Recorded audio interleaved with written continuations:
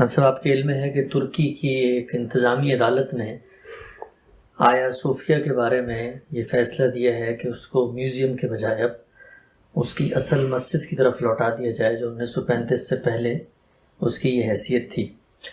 اس پہ جو نقطہ نظر سامنے آ رہا ہے وہ یہ کہ یہ فیصلہ درست ہے، اور اس کی وجہ یہ ہے کہ ایک مسجد کو میوزیم میں کنورٹ کیا گیا تھا، اور اگرچہ اس کی ابتدا ایک چرچ کے طور پہ ہوئی تھی، لیکن جس وقت سلطان فاتح نے اس کو فتح کیا قسطنطنیہ کو، تو ہماری فقہ کی روح سے جب آپ کسی جگہ کو فتح کرتے ہیں تو آپ اس کے مالک ہوتے ہیں، تو مسلمانوں نے تصرف کر کے چرچ کو مسجد میں تبدیل کر دیا۔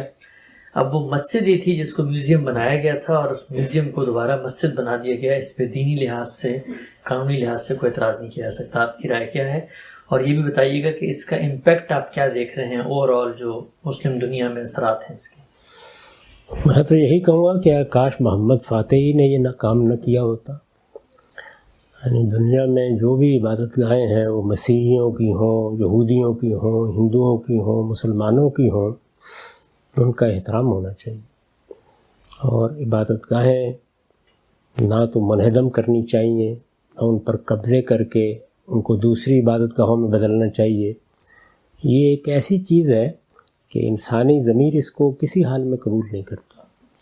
یہ صحیح ہے کہ ایک فاتحین کی شریعت رہی، وہ جب ملکوں کو فتح کرتے تھے تو مالک ہو جاتے تھے، لوگوں کی جان کے مالک، آبرو کے مالک، ان کو غلام بنا لیتے تھے، شہر کے شہر قتل عام کی نظر ہو جاتے تھے۔ لیکن یہ سب چیزیں کیا اخلاقی لحاظ سے قابل قدر ہیں؟ ان کو اس حیثیت سے پیش کرنا چاہیے۔ ایسے تمام معاملات میں اب دنیا کو آگے بڑھنا چاہیے، اور ہمیں یہ روایات قائم کرنی چاہیے۔ ہم ماضی کو تو نہیں تبدیل کر سکتے، جو ہوا سو ہو گیا، لیکن آگے یہ روایات قائم کرنی چاہیے کہ ہم عبادت گاہوں کی عزت کرنا سیکھیں۔ یہ در حقیقت انسان کی آبرو کی عزت ہے۔ یعنی میں اپنی عبادت گاہ کے ساتھ محبت کا ایک تعلق رکھتا ہوں، وہ میری شناخت ہوتی ہے، وہ میرے مذہب کی علامت ہوتی ہے۔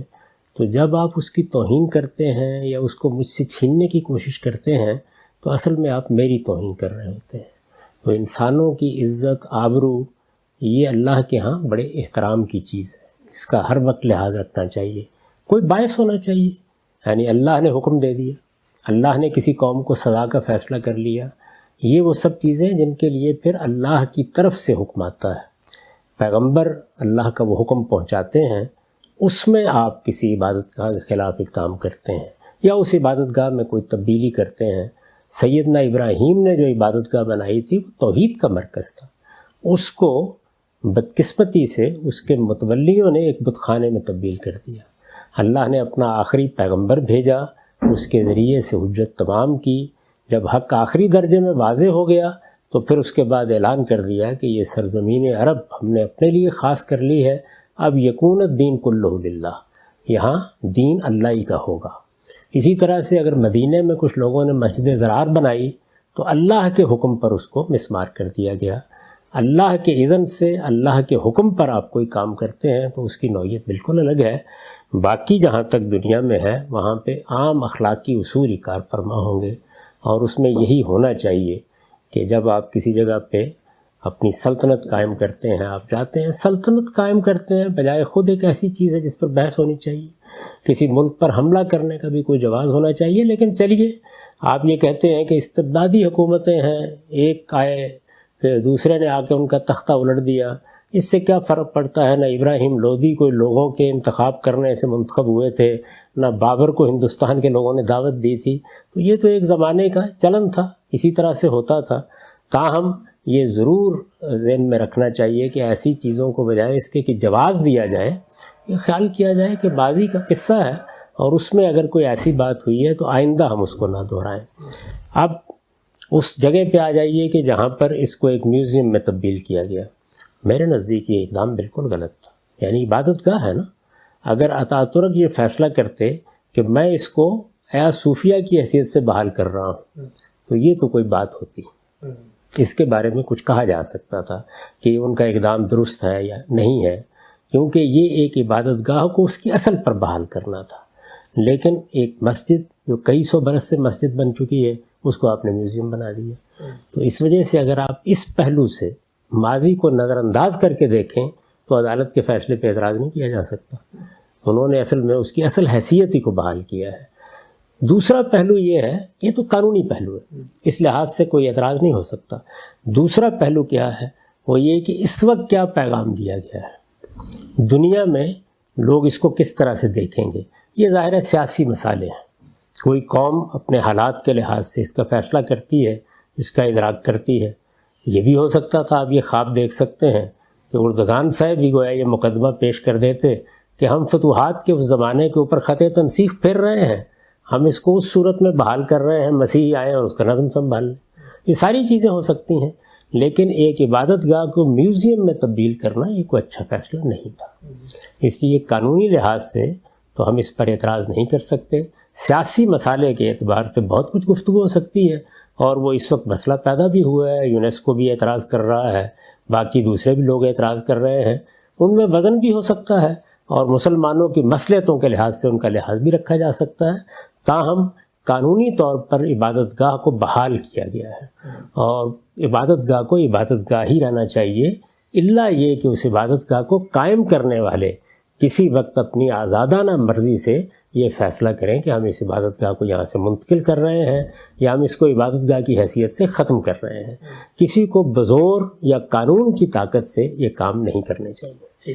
اچھا رام صاحب، یہ جو کہا جاتا ہے کہ دینی قانون میں اس بات کی اجازت ہے کہ جب کہیں پر کوئی سلطان کسی علاقے کو فتح کر لیتا ہے تو اب وہ اس کی ملکیت ہے، اس کو حق تصرف حاصل ہے.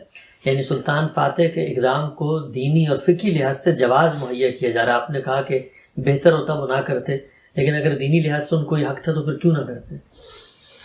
دین کے ماخذ کیا ہیں؟ قرآن مجید، اس میں کس جگہ یہ بیان کیا گیا ہے کہ یہ حق ہوتا ہے؟ یعنی آپ کسی علاقے پر حملہ کرتے ہیں تو اس کے جواز کی دلیل دیجیے. یعنی اللہ تعالیٰ نے اذن دیا، اللہ تعالیٰ نے کسی قوم پر اتمام حجت کے بعد عذاب کا فیصلہ کر لیا، تو اللہ کے فیصلے ہیں نا. اس میں آپ کو بتانا پڑتا ہے کہ اللہ تعالیٰ کا حکم کہاں ہے. کسی پیغمبر کی وساطت سے آئے گا، اس کی کتاب میں آئے گا. تو جب آپ یہ کہتے ہیں کہ دین میں یہ اصول قائم کیا گیا ہے، تو دین میں یہ اصول کہاں قائم کیا گیا ہے؟ یعنی اس اصول کو کیا قرآن نے بیان کیا ہے، رسالت مآب صلی اللہ علیہ وسلم نے بیان کیا ہے؟ رسالت مآب صلی اللہ علیہ وسلم کے بعد صحابہ کے اقدامات کے بارے میں میں بارہا واضح کر چکا ہوں کہ ان کا تعلق رسالت مآب صلی اللہ علیہ وسلم ہی کی دعوت کی تفریح کا سا ہے. یعنی وہی گویا بات ہے جس کی فرع کے طور پر انہوں نے بعض اقدامات کیے ہیں، لیکن میرے علم میں نہیں ہے. ہو سکتا ہے کہ کوئی صاحب اس کی نشاندہی کرے. میں بھی تاریخ کا طالب علم رہا ہوں کہ جزیرہ نما عرب سے باہر نکل کر انہوں نے کسی عبادت گاہ کے ساتھ یہ معاملہ کیا ہو. میرے علم میں نہیں، اور ایسا ہونا بھی نہیں چاہیے، وہ کر بھی نہیں سکتے تھے. تو یہ بات تو صحابہ سے اگر کسی نے اخذ کرنی ہے کہ انہوں نے کیا کیا، حال ہے کہ ان کے اقدام کی نوعیت بھی عام فاتحین کے اقدام کی نہیں ہے. وہ اذن الہی سے ہوا ہے اقدام، رسول اللہ نے معمور کیا انہوں نے اس اقدام پر. وہاں خدا پیچھے کھڑا ہے. جزیرہ نما عرب کی اگر کوئی خاص حیثیت ہے تو اس کے لیے خدا کی سند موجود ہے. رسول اللہ صلی اللہ علیہ وسلم کی کوئی خاص حیثیت ہے تو اس کے لیے خدا کی سند موجود ہے. قرآن مجید نے اگر کسی جہاد قتال کا حکم دیا ہے تو اس کے لیے خدا کی سند موجود ہے. اس کے سوا پھر شریعت کہاں سے آئے گی؟ تو میں تو ایسی کسی شریعت سے واقف نہیں ہوں، اور صحابہ کرام کے عمل میں بھی میرے علم کی حد تک ایسی کوئی چیز نہیں. ٹھیک. جناب صاحب، جب یہ کہا جاتا ہے کہ مسجد اقصیٰ کا معاملہ مختلف ہے اس لیے کہ اس کے اوپر جو طاقت اور قبضہ ہے وہ تو 1928 کے بعد ہوا ہے، جب قبضے کو دنیا کے اجتماعی ضمیر نے ماننے سے انکار کر دیا. لیکن اس معاملے میں تو ہمارا اس پر جو قبضہ ہے وہ اس معاہدے سے پہلے کا تھا، لہٰذا یہاں پر تو ہم یہ مطالبہ کر رہے ہیں کہ 1928 کے بعد والے معاہدے کے تحت مسجد اقصیٰ کو وہ حیثیت دی جائے، لیکن دوسری جگہ پہ ہم پرانی نفسیات کو سامنے رکھ کے تو یہ تضاد کے ساتھ کہ ہم دنیا کے ضمیر کو متوجہ کر سکتے ہیں کہ مسجد اقصیٰ اور ہمارے وہ مقامات جہاں پر یہ معاملہ ہوا ہے ان کو آپ آزاد کریں. اس میں دیکھیے دو اپروچز ہیں. ایک ہے قانونی اپروچ. قانونی اپروچ تو یہی ہوتی ہے اس وقت کیا قانون ہے، ماضی میں کیا قانون تھا، فتوحات کے زمانے میں کیا چیز تھی جس کو عام طور پر دنیا کا عرف سمجھا جاتا تھا، اور اب اگر 1928 کے بعد بین الاقوامی قانون میں تبدیلی آئی تو کیا ہے. تو قانون کی سطح پر تو یہ حوالے ٹھیک ہوں گے، لیکن یہاں گفتگو کیا قانون کی سطح پہ ہو رہی ہے. اخلاقی اصولوں پر ہو رہی ہے. اگر کوئی شریعت کا حکم ہے تو ظاہر ہے کہ اس کا ماخذ پوچھا جائے گا. آپ کسی چیز کو قانون کی طرف وابستہ کرتے ہیں تو یہ ایک الگ بات ہے. قانون صحیح بھی ہوتے ہیں، قانون غلط بھی ہوتے ہیں. اس وقت جو قانون بنا ہے وہ بھی ظاہر ہے اس سے بالکل برعکس ہے جو اس سے پہلے تھا. تو ان میں سے کوئی ایک ہی طریقہ صحیح ہوگا نا. وہ قانون تو غلط بھی ہوتے ہیں، صحیح بھی ہوتے ہیں. قانونی طور پر میرا ایک اقدام درست ہو سکتا ہے قانونی طور پر، لیکن کیا وہ اخلاقی طور پر بھی درست ہو جائے گا؟ کیا وہ اللہ کے دین کی روح سے بھی درست ہو جائے گا؟ تو جب آپ یہ کہیں گے کہ یہ چیز اللہ کے دین کی روح سے صحیح ہے یا اللہ کے دین کی روح سے اس کی اجازت ہے، تو وہاں آپ کو شریعت کے ماخذ بتانے پڑیں گے. یعنی آپ کو قرآن مجید بتانا پڑے گا، آپ کو وہاں رسالت بآب صلی اللہ علیہ وسلم کا ارشاد بتانا پڑے گا. وہاں یہ لازم ہے کہ آپ ایسے ہی بات کریں.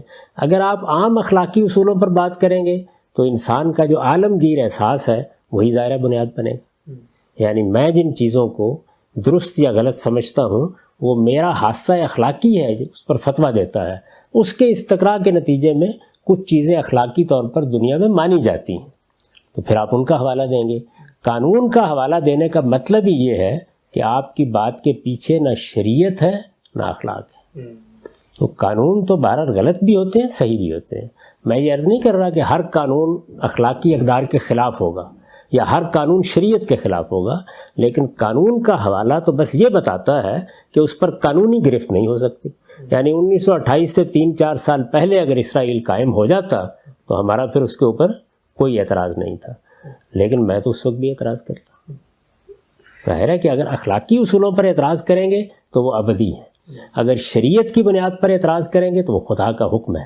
اور اگر آپ قانون کی بنیاد پر اعتراض کر رہے ہیں تو میں نے عرض کر دیا کہ قانون تو ٹھیک ہے، بالکل قانون کے لحاظ سے ایک عدالت نے فیصلہ کر دیا ہے. قانون کے مطابق اس وقت مسجد اقصیٰ کا معاملہ ہے، اس میں وہی حوالہ دیا جائے گا.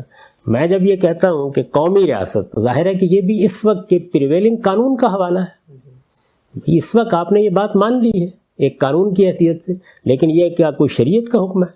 یعنی قومی ریاست یا نیشن اسٹیٹ کیا شریعت نے پیدا کی ہے؟ یا ہم شریعت کی روح سے پابند ہیں کہ قومی ریاستی کو قائم کیے رکھیں، ہم اس پر نظر ثانی نہیں کر سکتے؟ یہ دنیا کے اندر کچھ چیزیں واقع ہوتی ہیں، وہ بعض اوقات قابل اعتراض ہوتی ہیں، بعض اوقات قابل اعتراض نہیں ہوتی.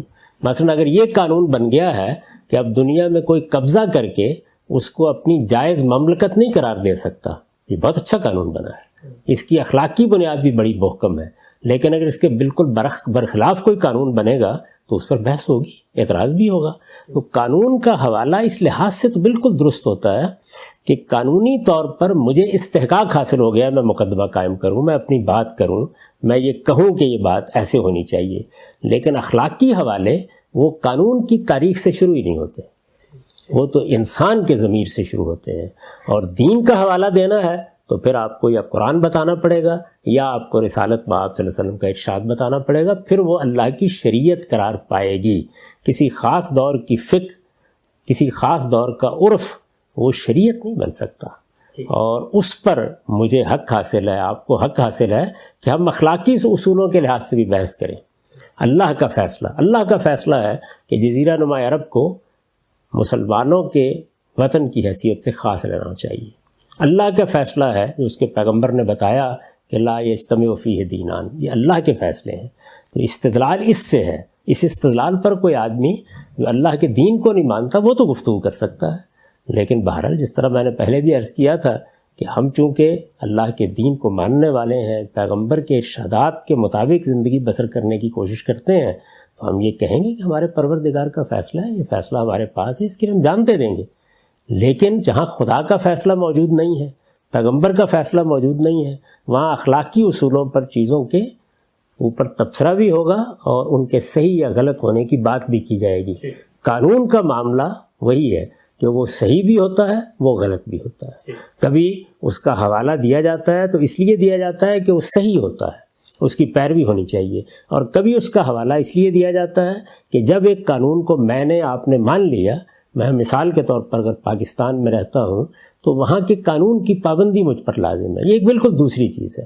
ہو سکتا ہے کہ وہ قانون مجھے درست نہ لگتا ہو، میں اس قانون کو تبدیل کروانے کی کوشش کر رہا ہوں، لیکن اخلاقی اصول یہ تقاضا کرتے ہیں کہ میں ایک مملکت کا شہری ہوں تو میں اس قانون کی پابندی کروں گا۔